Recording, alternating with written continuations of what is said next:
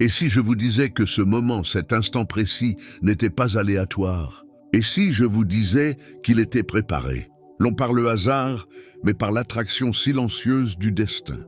Et si, en ce moment même, vous vous teniez à un carrefour vers lequel vous avez marché toute votre vie? Et ce discours est le point de bascule. Vous ne l'avez pas trouvé par accident. Vous étiez destiné à l'entendre parce que quelque chose en vous en a assez du silence, en a assez de dériver, en a assez d'attendre. Et cette chose, cette voix de votre autre moi a tendu la main. Elle a attiré ce discours dans votre orbite parce qu'elle sait que vous êtes prêt. Vous ne vous sentez peut-être pas prêt. Vous luttez peut-être encore avec le doute. Mais la préparation n'a rien à voir avec le sentiment. Elle a tout à voir avec la décision. Et aujourd'hui, vous décidez. Ce n'est pas simplement un discours. C'est une interruption spirituelle, une collision divine entre l'homme que vous avez été et l'homme que vous êtes en train de devenir. Et si vous restez avec moi, pas à moitié, pas distrait, mais pleinement, cela changera le rythme de votre vie. Mais je dois vous avertir, ce changement ne viendra pas de ce que je dis une seule fois. Il viendra de ce que vous répétez encore et encore. Car la répétition est la façon dont votre esprit est façonné. Votre subconscient, le sol de tous les résultats, ne répond pas à l'inspiration. Il répond à l'autosuggestion, aux mots prononcés à plusieurs reprises avec conviction, jusqu'à ce qu'il s'enfonce dans votre être et remplace chaque doute que vous avez autrefois appelé vérité. Je vous exhorte donc, ne vous contentez pas d'écouter ce discours. Étudiez-le, répétez-le, vivez-le. Laissez ces mots devenir le nouveau langage de votre monde intérieur. Les grands hommes que j'ai étudiés, Andrew Carnegie, Henry Ford, Thomas Edison, Charles Schwab, Abraham Lincoln, partageaient tous une chose en commun. Ils contrôlaient le langage intérieur. Ils répétaient de la croyance jusqu'à ce que la peur n'ait plus d'espace pour grandir. Ford a dit, que vous pensiez pouvoir ou ne pas pouvoir, vous avez raison. Pourquoi? Parce que la croyance répétée devient une croyance installée. Et une croyance installée devient un destin. Donc, si vous voulez devenir l'homme que vous savez être destiné à être, ce n'est pas un discours que vous entendez une fois. C'est la voix que vous jouez dans vos jours les plus sombres. C'est le rythme auquel vous vous levez chaque matin. C'est la boussole que vous suivez quand le monde se tait. Et surtout, c'est le feu auquel vous revenez jusqu'à ce qu'il devienne vôtre. Ce n'est pas du divertissement. C'est votre reprogrammation. Et si vous restez avec moi du premier mot au dernier, l'homme qui termine ce discours ne sera pas le même que celui qui l'a commencé.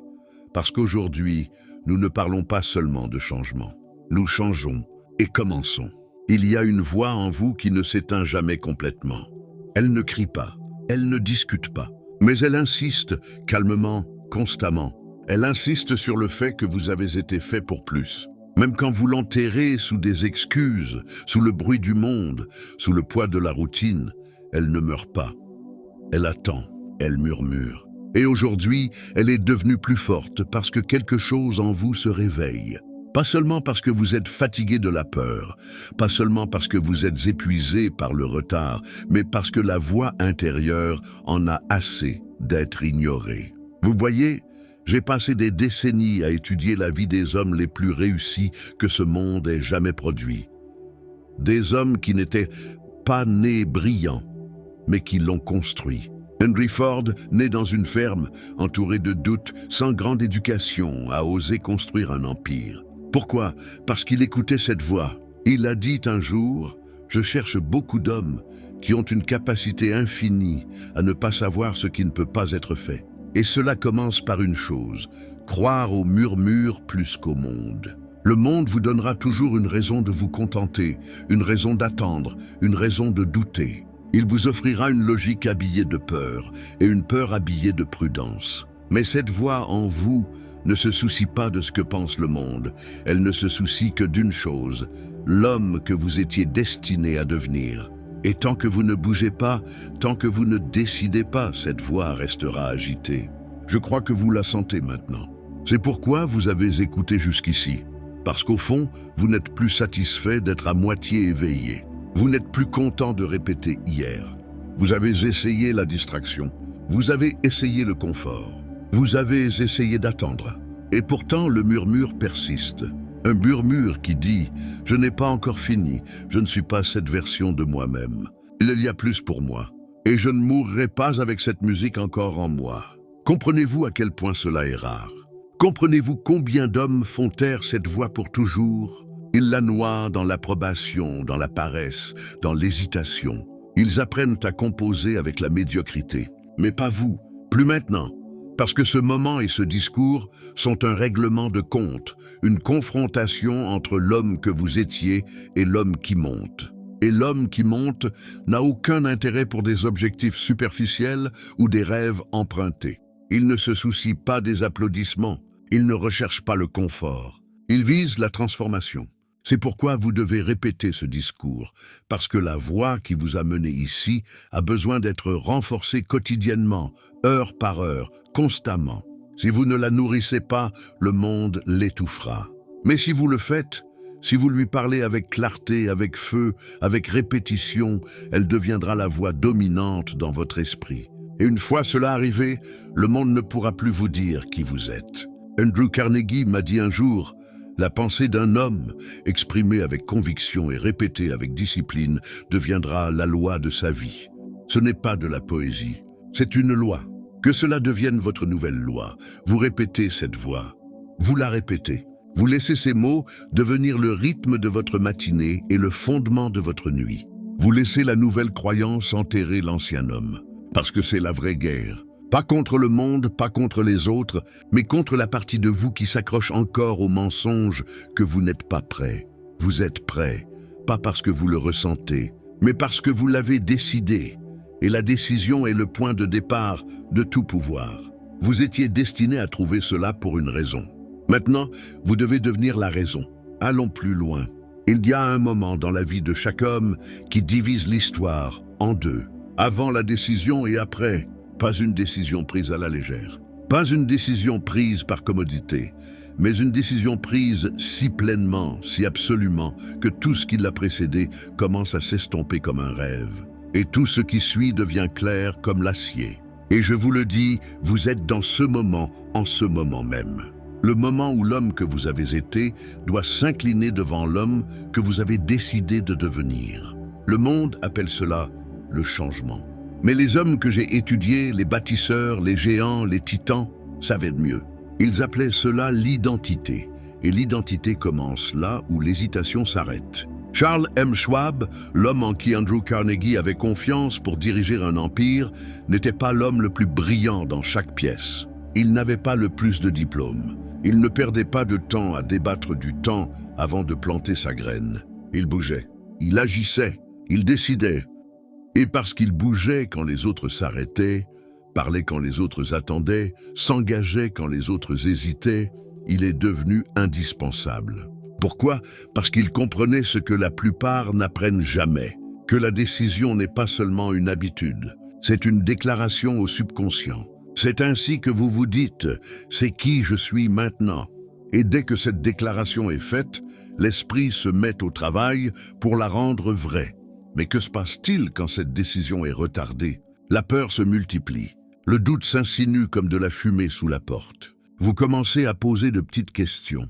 Vous commencez à rétrécir votre vision. Vous commencez à espérer une permission au lieu de marcher dans le pouvoir. Et avant de vous en rendre compte, vous ne vivez pas. Vous répétez comment rester le même. Je vous pose donc la question maintenant. Quelle décision avez-vous reportée? Est-ce la décision de parler avec conviction, de diriger avec présence, de vous éloigner des environnements qui étouffent votre potentiel, d'arrêter de vous excuser pour le feu qui ne vous quitte pas? Parce que chaque jour où vous retardez cette décision, vous entraînez votre esprit à tolérer la vie que vous n'étiez jamais censé vivre. Soyons clairs, vous ne pouvez pas attendre la certitude et espérer construire la grandeur. La certitude vient après la décision, pas avant. C'est pourquoi Henry Ford, face à la tâche impossible de créer un moteur 8 cylindres en un seul bloc, a dit à ses ingénieurs « construisez-le quand même ». Et quand ils sont revenus avec un échec, il a dit à nouveau « construisez-le quand même ». Pas parce qu'il était têtu, mais parce qu'il avait déjà décidé. Et cette seule décision a tiré un avenir de l'invisible vers la réalité. C'est ainsi que fonctionne le pouvoir. Il ne fait pas de côté, il ne débat pas. Il ne demande pas au comité de l'opinion publique de signer d'abord. Il décide. Et parce qu'il décide, l'univers commence à s'organiser autour. Vous dites vouloir la transformation, alors choisissez-la. Pas avec émotion, avec finalité. Dites-le à voix haute, pas comme un souhait, mais comme un ordre. J'ai déjà décidé. Je ne dérive pas, je ne retarde pas, je n'explique pas. Parce que l'homme qui hésite enseigne à son esprit que sa parole n'est pas une loi. Mais l'homme qui bouge sans attendre, sans broncher, sans diffuser chaque pensée, entraîne son esprit à obéir. Et une fois que votre esprit croit que vous êtes aux commandes, la peur n'a plus de pouvoir. Permettez-moi de vous rappeler que Thomas Edison n'a pas inventé l'ampoule parce qu'il était patient. Il l'a inventée parce qu'il était implacable. Chaque expérience ratée n'était pas une raison de s'arrêter. C'était un signal pour continuer. Il avait déjà choisi. Il avait déjà écrit la fin de l'histoire. Il ne faisait que marcher vers elle. Et c'est ce que je veux pour vous.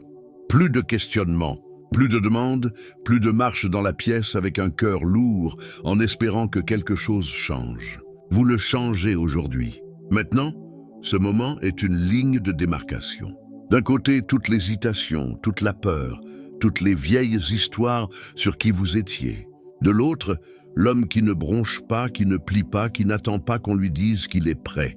Laissez cet homme monter et laissez-le parler. Laissez-le faire le prochain pas. Pas demain, pas quand il se sent plus préparé. Maintenant, vous n'avez pas besoin d'un plan. Vous avez besoin d'un modèle. Et le modèle commence par le mouvement. Parce que chaque fois que vous bougez, vous enseignez à votre subconscient « Je suis le genre d'homme qui suit jusqu'au bout ». Et cet enseignement devient une identité. Et l'identité devient un destin. Donc à partir de ce jour, vous décidez rapidement. Vous agissez de manière décisive. Vous vous engagez pleinement. Plus de dérive, plus de questionnement, plus de peut-être. La voix en vous attendait ce moment. Attendait que vous disiez « C'est l'homme que je suis maintenant et je ne regarde pas en arrière ». Continuons. La discipline est la main invisible qui construit les empires. La dérive est le vent silencieux qui les détruit. Chaque homme doit choisir quotidiennement lequel il servira. Car les deux exigent une allégeance, mais un seul mène à la liberté. La dérive n'est pas bruyante, elle ne s'annonce pas avec un fracas. Elle s'insinue, elle séduit.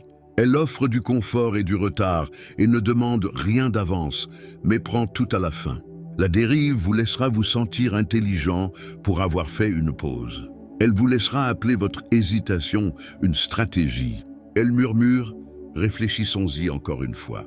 Et pendant que vous réfléchissez, votre opportunité disparaît comme de la fumée. Mais la discipline est le langage des bâtisseurs. Elle n'est pas émotionnelle. Elle ne se soucie pas de la motivation. Elle se présente quand vous le faites. Elle tient ses promesses. Elle ignore le bruit. Elle exécute non pas parce qu'elle en a envie, mais parce qu'elle l'a dit. Et dans cette constance sacrée, un homme commence à changer. Il cesse d'être une collection d'opinions, de peurs et d'efforts inachevés, et devient autre chose entièrement, inébranlable. Permettez-moi de vous ramener à la vie d'Andrew Carnegie, un homme que j'ai étudié de près. Il n'est pas né dans le luxe. Il n'a pas hérité de fortune. Il a commencé comme garçon dans un bureau de télégraphe, faisant des courses et apprenant le code Morse, en écoutant les clics et les claques.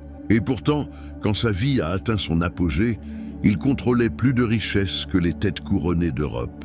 Était-ce de la chance? Était-ce du privilège? Non, c'était la discipline. Il étudiait sans relâche. Il développait l'habitude de l'observation. Il entraînait son esprit à se concentrer. Pendant que d'autres bavardaient, il lit Yo Exception. Pendant que d'autres célébraient la médiocrité, il étudiait le pouvoir. Il écrivait ses pensées. Il planifiait. Il parlait moins et agissait plus. Et quand les opportunités apparaissaient, il ne se demandait pas s'il était prêt. Sa discipline l'avait déjà préparé. Il bougeait et il gagnait.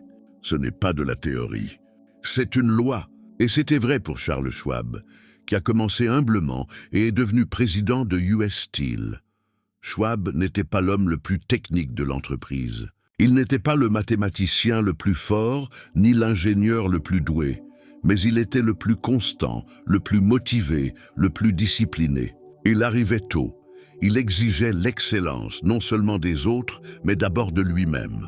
Il dirigeait par la présence, par la certitude, par l'engagement. Et les gens le suivaient, non pas seulement à cause de son charisme, mais parce que la discipline l'avait sculpté en un homme de poids, un homme de décision, un homme qui disait ce qu'il ferait et le faisait. Pouvez-vous en dire autant? Êtes-vous un homme qui tient sa propre parole quand personne ne regarde? Ou attendez-vous l'énergie, l'inspiration, les applaudissements? Parce que voici la vérité, que la plupart n'affrontent jamais. Si vous n'agissez que quand c'est facile, vous n'êtes pas aux commandes. Vous êtes un serviteur de l'émotion. Vous êtes un esclave de votre environnement. Vous dérivez. Mais l'homme de discipline, il agit quand même. Il se lève tôt, non pas parce qu'il aime les matins, mais parce que sa mission exige une avance. Il prononce sa vision à voix haute, non pas parce qu'il a besoin de réconfort, mais parce qu'il installe la croyance. Il pratique la répétition, non pas parce qu'il est faible, mais parce qu'il comprend comment la force est construite. Pensez-vous que Thomas Edison travaillait seulement quand il était inspiré? Il a construit des laboratoires, non pas de confort, mais de rituels. Il ne comptait pas sur des éclairs aléatoires de créativité. Il construisait des routines. Il formait ses assistants. Il remplissait des carnets de tests, d'essais et d'échecs. Et il travaillait avec la précision d'un homme obsédé par l'excellence. 10 000 échecs ne l'ont pas arrêté. Pourquoi? Parce que la discipline était devenue sa maison. Et la peur ne peut pas vivre dans un esprit discipliné. La peur a besoin de chaos. La peur a besoin d'inconstance. La peur a besoin d'un esprit qui traite son but comme un passe-temps. La discipline affame la peur. Elle l'étouffe. Elle ne lui laisse aucun espace pour grandir. C'est ce que je veux que vous compreniez. Si vos jours ne sont pas structurés par l'intention, ils sont structurés par la dérive. Si vous ne réglez pas vos heures, vos peurs le feront. Vous devez décider maintenant à quoi ressembleront vos jours, ce que vous direz, ce que vous ferez, ce que vous ne tolérerez plus. Parce que tant que votre comportement quotidien ne reflète pas votre croyance la plus profonde, vos résultats reflèteront votre ancienne identité. Permettez-moi de vous poser cette question, comme je l'ai posée aux jeunes hommes que j'ai mentorés. Si quelqu'un vous suivait pendant 24 heures et n'avait pas le droit d'entendre vos mots, seulement d'observer vos actions, pourrait-il deviner quel est votre but? Pourrait-il deviner ce que vous construisez? Votre discipline parlerait-elle plus fort que votre silence? Parce que si ce n'est pas le cas, il est temps de reconstruire. Et vous reconstruisez, non pas en théorie, mais en rituel. Chaque matin, vous vous levez avant que le monde ne devienne bruyant. Vous prononcez votre objectif à voix haute. Vous répétez votre vision avec intensité. Vous planifiez votre mouvement avec but. Et vous agissez sans retard, sans débat, sans la permission de l'humeur. Ce n'est pas une punition. Ce n'est pas une corvée, c'est la liberté. La discipline est la seule liberté qu'un homme connaîtra jamais vraiment, car c'est la seule chose qui empêche son esprit et son corps d'être gouvernés par la peur. Abraham Lincoln, pendant les jours les plus sombres de la guerre de sécession, n'a pas laissé le chaos dicter ses décisions. Il bougeait avec sérénité, avec clarté, avec discipline. Il écrivait, il lisait, il marchait en solitude. Il portait la nation non pas avec du bruit, mais avec du calme. C'est la discipline dans sa forme la plus élevée. Et maintenant, c'est votre tour, non pas d'imiter ces hommes, mais de suivre le principe, de marcher avec discipline vers une version de vous-même que la peur ne peut pas toucher. Arrêtez d'attendre que l'orage passe et commencez à s'entraîner sous la pluie. Arrêtez de courir après la motivation et devenir l'homme qui n'en a plus besoin. Ce n'est pas pour la foule, c'est pour vous. Dites-le à voix haute. Je ne suis pas gouverné par les sentiments. Je suis gouverné par mes décisions. Je ne dérive pas, je décide. Mes rituels construisent mon pouvoir, ma discipline est mon identité. Et dites-le non pas une fois, non pas 2 fois, mais tous les jours.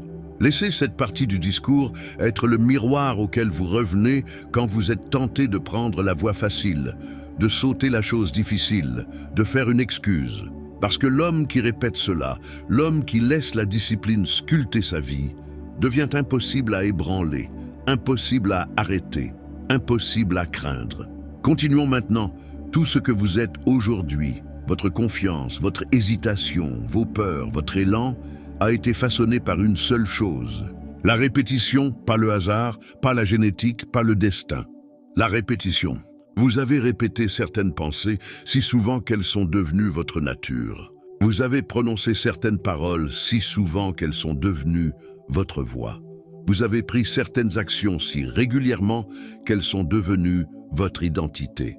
Et si ces pensées étaient enracinées dans le doute, si ces paroles étaient trempées dans la peur, si ces actions naissaient de l'hésitation, alors que pensez-vous devenir? Parlons-en clairement, vous n'êtes pas vos circonstances. Vous êtes vos modèles. Et ce que vous répétez, vous le renforcez. Ce n'est pas de la poésie. Ce n'est pas de la théorie. C'est une loi. Le subconscient, siège de vos habitudes, de vos instincts, de vos réponses, ne juge pas. Il ne raisonne pas. Il ne se demande pas si quelque chose est vrai ou utile. Il obéit simplement à ce qui lui est donné le plus souvent et avec le plus de poids émotionnel. C'est pourquoi vous ne pouvez plus vous permettre un langage nonchalant. Pourquoi vous ne pouvez plus plaisanter sur vos rêves? Pourquoi vous ne devez plus flirter avec le doute? Vous devez parler le pouvoir. Vous devez agir dans le pouvoir. Vous devez répéter le pouvoir jusqu'à ce qu'il devienne automatique. Revenons à Henry Ford qui a dit un jour « Que vous pensiez pouvoir ou ne pas pouvoir, vous avez raison ». Que faisait-il?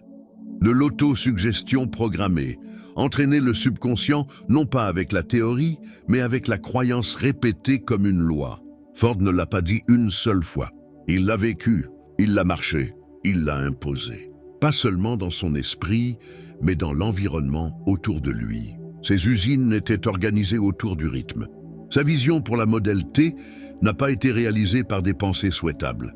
C'était le sous-produit d'une répétition implacable. Répétition en ingénierie, répétition en production, répétition en leadership, jusqu'à ce que ce qui était autrefois impossible devienne standard. Thomas Edison n'était pas différent. Il n'a pas créé l'ampoule parce qu'il était un génie. Il l'a créé parce qu'il a répété l'échec sans le laisser le redéfinir. Il a essayé et échoué 10 000 fois. Mais chaque échec était traité par un esprit qui avait déjà décidé que cela fonctionnerait. Et quand vous avez déjà décidé, quand vous avez répété cette croyance si souvent qu'elle fait partie de votre système nerveux, vous arrêtez de réagir comme un homme incertain. Vous agissez comme un bâtisseur. Vous marchez comme un homme qui sait, parce que la répétition crée du rythme. Le rythme crée l'identité. L'identité crée des résultats. Permettez-moi de vous poser cette question. Que vous dites-vous quand vous êtes fatigué, quand vous êtes frustré, quand personne ne regarde? Parce que ce ne sont pas vos objectifs, c'est votre programmation. Vous pouvez avoir le plus grand objectif du monde, mais si vous répétez la faiblesse, votre subconscient sabotera le voyage avant même qu'il ne commence. Mais si vous commencez aujourd'hui à répéter la force, tout change.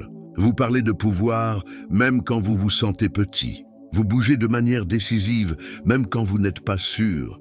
Vous tenez votre posture même quand personne ne regarde. Pas parce que cela semble naturel, mais parce que vous installez une nouvelle nature. C'est la partie que la plupart des hommes sautent. Ils entendent les idées. Ils sont inspirés, ils ressentent l'énergie du moment. Et puis ils reviennent à leur ancien discours, à leur ancienne posture, à leur ancienne identité, et se demandent pourquoi rien ne change. Soyons clairs, le changement n'est pas émotionnel, il n'est pas motivant, il est répétitif. Vous devenez ce que vous dites le plus, vous devenez ce que vous répétez le plus, vous devenez ce que vous tolérez le plus. Donc si vous voulez vraiment monter, si vous voulez vraiment laisser la peur derrière, si vous voulez vraiment devenir méconnaissable, vous devez devenir implacable sur ce que vous répétez. Chaque matin, je suis concentré, je suis puissant. J'agis sans hésitation. Je ne dérive pas, je ne rétrécis pas. Je ne demande pas la permission. Je dirige mon esprit. Je dirige mon temps. Je dirige mon destin. Et chaque soir, vous le répétez à nouveau. Vous le faites non pas parce que cela semble magique. Vous le faites parce que cela recable votre système d'exploitation. La répétition est la façon dont les plus grands hommes que j'ai étudiés ont forgé leur force. Andrew Carnegie répétait son objectif principal quotidiennement et exigeait que ceux autour de lui fassent de même. Il savait que l'esprit était malléable. Il savait qu'on pouvait entraîner la croyance, et il refusait de laisser passer un seul jour sans la nourrir. Ce n'était pas de la superstition, c'était de la stratégie. De la même manière que vous construisez du muscle à la salle par un mouvement répété, vous construisez la force de l'esprit par une pensée répétée. Et chaque mot que vous prononcez est une répétition. Soyez donc intentionnel. Soyez militant. Arrêtez de raconter des histoires qui vous affaiblissent. Arrêtez de répéter des phrases qui font de la peur votre compagnon. Arrêtez de permettre à des pensées nonchalantes de façonner votre destin sacré. Dites ceci maintenant avec force. Je répète ce que je veux devenir. Mes pensées ne sont pas des suggestions. Ce sont des ordres. Je ne répète pas la peur. J'installe la foi. C'est le travail. Pas une fois, pas quand vous en avez envie. Pas quand le monde vous donne une pause, chaque jour. Ce discours et celui que vous écoutez maintenant n'est pas un message. C'est un miroir. Et il ne vous changera que si vous y revenez, le répéter, l'installer. Les plus grandes percées de ma vie et de la vie des hommes que j'ai étudiés ne sont pas venues d'entendre la vérité une fois. Elles sont venues de la répéter jusqu'à ce qu'il n'y ait plus d'espace pour autre chose. C'est pourquoi cela doit devenir votre nouvelle habitude. Se lever, répéter, tomber, répéter. Douter, répéter, gagner, répéter. Parce que la répétition n'est pas seulement comment vous construisez la croyance, c'est comment vous la scellez. Et une fois scellée, la peur n'a plus nulle part où atterrir. Donc revenez au début de ce discours. Pas demain, aujourd'hui. Jouez-le à nouveau. Dites-le à voix haute. Grave ces mots dans votre posture, votre souffle, votre silence. Vous n'êtes pas faible, vous avez juste répété la faiblesse. Mais à partir de ce moment, vous ne répéterez que la force. Continuons maintenant et installons la prochaine couche de maîtrise. Il arrive un moment dans la vie de chaque homme où l'attente doit cesser. Pas parce que les conditions sont enfin parfaites. Pas parce que la peur a disparu. Pas parce que le chemin est enfin clair. Non, l'attente cesse parce que l'homme décide. Il décide que ça suffit. Que dériver, c'est la mort. Que retarder, c'est la défaite. Et que la vie, dans sa forme la plus riche, n'appartient qu'à ceux qui bougent. Vous voyez, la peur n'a pas besoin d'être forte, elle a seulement besoin que vous attendiez. Chaque moment où vous retardez, chaque plan que vous reportez, chaque rêve que vous mettez de côté pour plus tard, c'est du carburant pour la peur. Parce que la peur se nourrit de pauses, elle n'a pas besoin de vous dominer. Elle a juste besoin de vous surpasser en attente. Mais dès que vous bougez, même si c'est un petit pas, l'équilibre change. Dès que vous décidez, non pas avec vos lèvres, mais avec vos actions, la peur commence à perdre sa prise. Permettez-moi de vous raconter une histoire. Vous ne connaissez peut-être pas un moment dans la vie de Charles M. Schwab. Schwab avait déjà gravi les échelons sous Andrew Carnegie, avait déjà prouvé qu'il était un leader d'hommes. Mais quand Carnegie voulait fusionner plusieurs compagnies d'acier en ce qui deviendrait US Steel, une transaction d'une valeur de plus de 400 millions de dollars, une somme si vaste qu'elle était presque incompréhensible à l'époque, Schwab n'a pas bronché. Il a prononcé un discours aux autres hommes de l'industrie avec une telle clarté, une telle résolution, une telle décision que cela a fait taire la salle. Pas parce qu'il avait toutes les réponses, mais parce qu'il avait choisi sa posture. Il avait décidé de son ton. Il incarnait la certitude. Carnegie a dit plus tard que le discours de Schwab était la présentation la plus efficace qu'il ait jamais vue.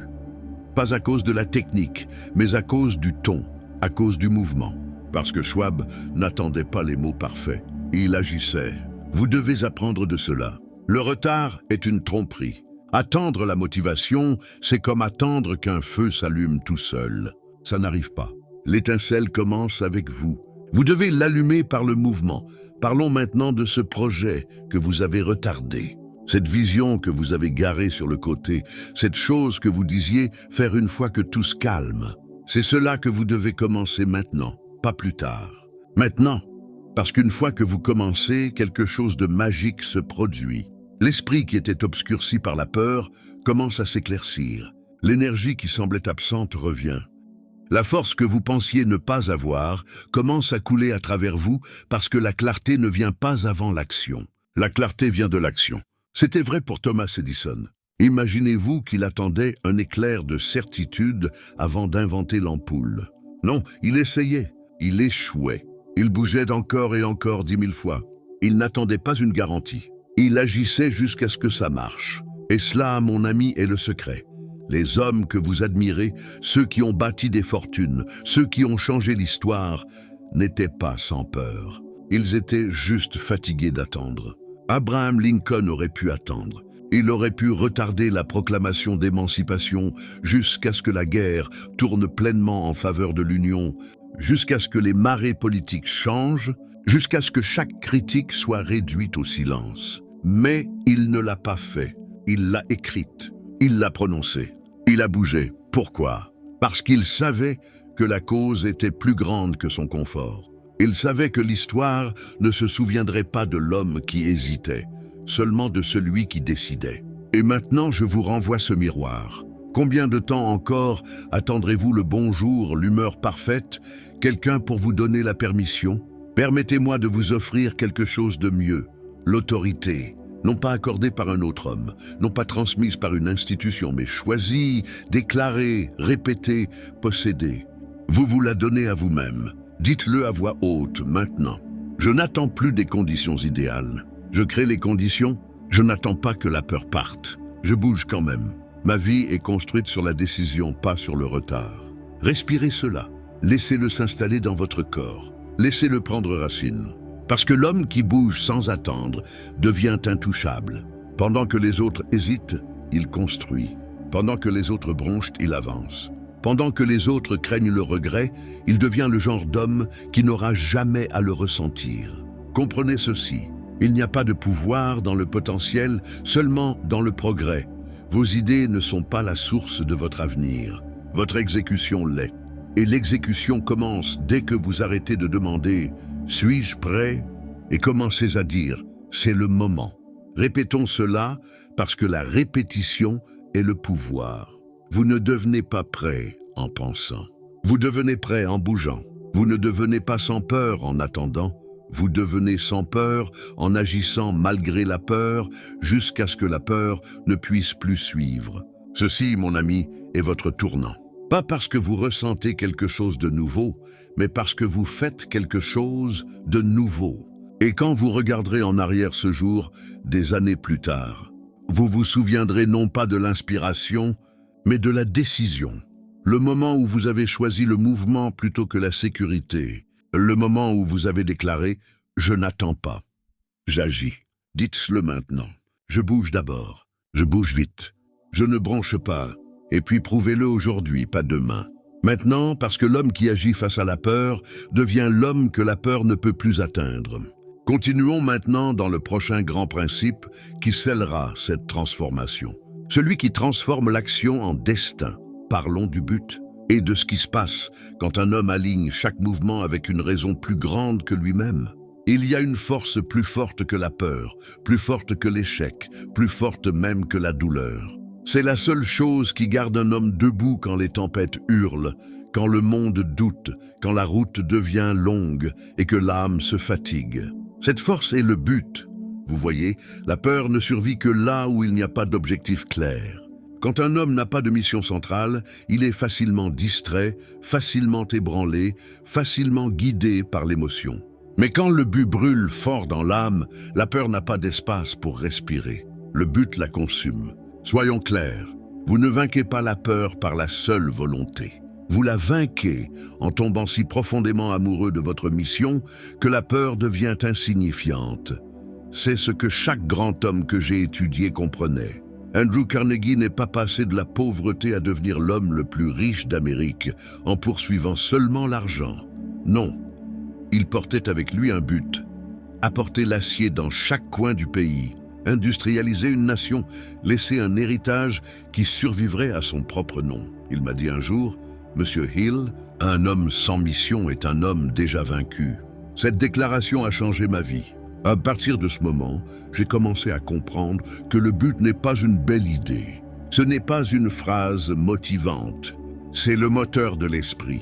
C'est le carburant de la foi. C'est la mort de la peur. Le but de Carnegie était si fort que les revers devenaient des notes de bas de page. Les cracks boursiers, l'opposition politique, le doute public. Rien de tout cela ne pouvait l'ébranler parce qu'il ne réagissait pas à la vie. Il la construisait. Et vous devez faire de même. L'homme moyen change de direction chaque semaine. Un jour, il veut la grandeur, le suivant, le confort. Un mois, il a faim, le suivant, il est distrait, et puis il se demande pourquoi la peur le retrouve toujours. Mais le but ancre un homme dans le feu. Thomas Edison avait un but, harnesser le pouvoir de l'électricité et apporter la lumière au monde. Il ne jouait pas, il n'essayait pas. Il ne testait pas les eaux. Il décidait, et cette décision le propulsait à travers 10 000 échecs. Permettez-moi de vous demander franchement, à quoi êtes-vous prêt à échouer 10 000 fois? Parce que sauf si votre mission est aussi profonde, la peur gagnera. Le but d'Edison le rendait immunisé au doute. Chaque tentative ratée n'était pas une raison d'abandonner. C'était simplement un pas de plus. C'est l'esprit d'un homme possédé par le but. Maintenant, parlons d'un autre. Abraham Lincoln. Lincoln ne gouvernait pas en temps de paix. Il ne dirigeait pas dans la facilité. Il menait une nation divisée à travers la guerre, la mort, le désespoir. Et pourtant, il ne vacillait pas. Pourquoi? Parce qu'il avait un but, un objectif sacré unique, préserver l'union et mettre fin au crime moral de l'esclavage. Il aurait pu attendre, il aurait pu compromettre, il aurait pu choisir la voie facile. Mais il ne l'a pas fait parce que son but rendait la peur trop petite pour l'arrêter. Vous devez maintenant trouver le vôtre. Et je ne parle pas d'un rêve vague. Je parle d'une phrase, un objectif, une mission si brûlante, si permanente, si alignée avec qui vous êtes, qu'elle devient la lentille à travers laquelle vous voyez chaque jour, chaque choix, chaque pas en avant. Écrivez-la, prononcez-la, répétez-la, et puis laissez toute votre vie se plier à elle. Quand vous vous réveillez le matin, votre première pensée ne devrait pas être « Que dois-je faire aujourd'hui ?» Elle devrait être « Quelle action me rapproche de la mission ?» Vous n'êtes pas ici pour bricoler. Vous n'êtes pas ici pour flotter. Vous n'êtes pas ici pour exister. Vous êtes ici pour construire. Dites-le maintenant. Ma vie est gouvernée par le but. Mon énergie est dirigée.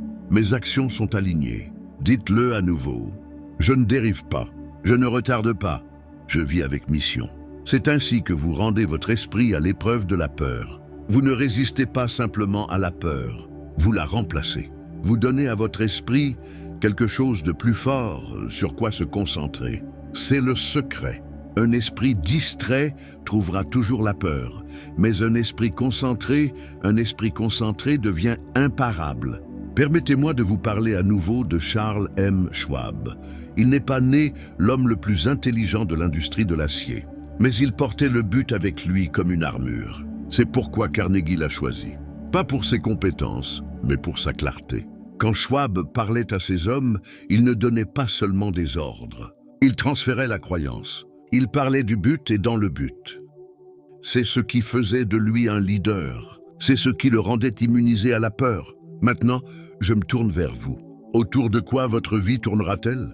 Que construirez-vous? Qui deviendrez-vous? Pas un jour, pas éventuellement. Maintenant, parce que l'horloge tourne, le monde tourne. Et chaque minute que vous passez à dériver est une minute que vous ne récupérerez jamais. Dites ceci avec moi, je vis du but. Je construis de la conviction.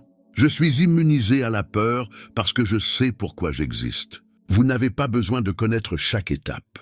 Vous avez seulement besoin de choisir votre direction. La route montera à la rencontre de l'homme qui marche avec mission. Alors marchez.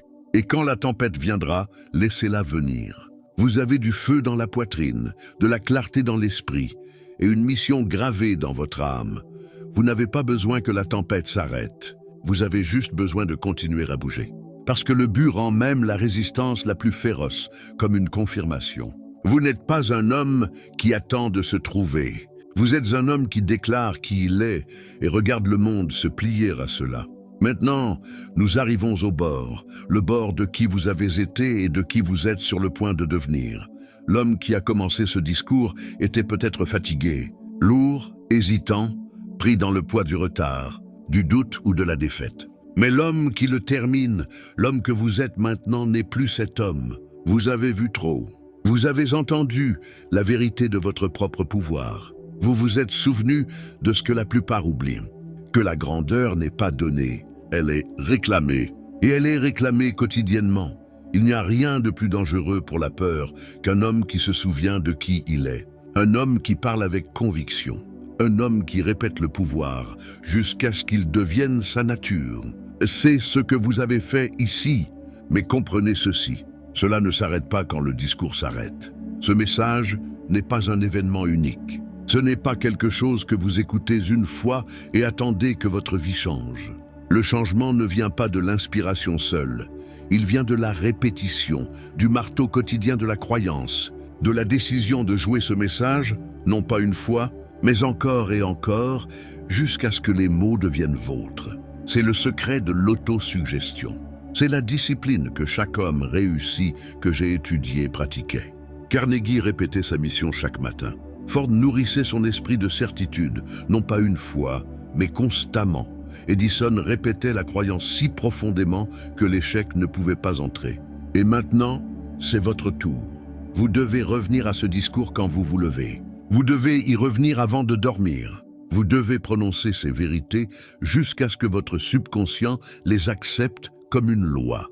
Parce que l'esprit n'obéit pas à ce qu'il entend une fois. Il obéit à ce qu'il entend répéter avec émotion. Et chaque fois que vous répétez ce discours, vous sculptez une nouvelle identité. Chaque fois que vous déclarez ces mots, vous renforcez un nouveau rythme. Chaque fois que vous revenez à ce moment, vous faites un pas de plus vers votre moi supérieur. Vous n'étiez pas destiné à ramper dans la vie. Vous n'étiez pas destiné à dériver. Vous n'étiez pas destiné à craquer sous la pression ou à hésiter dans l'incertitude ou à vous excuser pour votre ambition.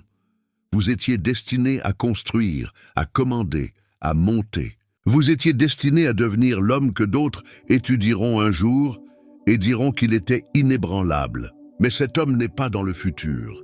Ce n'est pas une version distante de vous. Il est ici maintenant. Dans chaque décision que vous prenez, dans chaque répétition que vous choisissez et dans chaque moment où vous revenez à ce message. Et donc, je vous laisse avec ceci. Vous êtes prêts.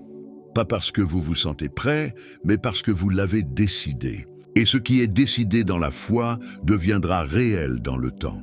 Dites-le maintenant. Je reviendrai à ce message quotidiennement jusqu'à ce qu'il devienne ma voix intérieure. Je répéterai ces vérités jusqu'à ce qu'elles réécrivent mon identité. Je ne vivrai pas dans la peur, je marcherai dans le feu et je le ferai à nouveau demain et le lendemain et le suivant, parce que l'homme qui revient au pouvoir devient le pouvoir. Maintenant, parlez moins, bougez plus et répétez jusqu'à ce que la peur ne vous reconnaisse plus, jusqu'à ce que la discipline soit sans effort.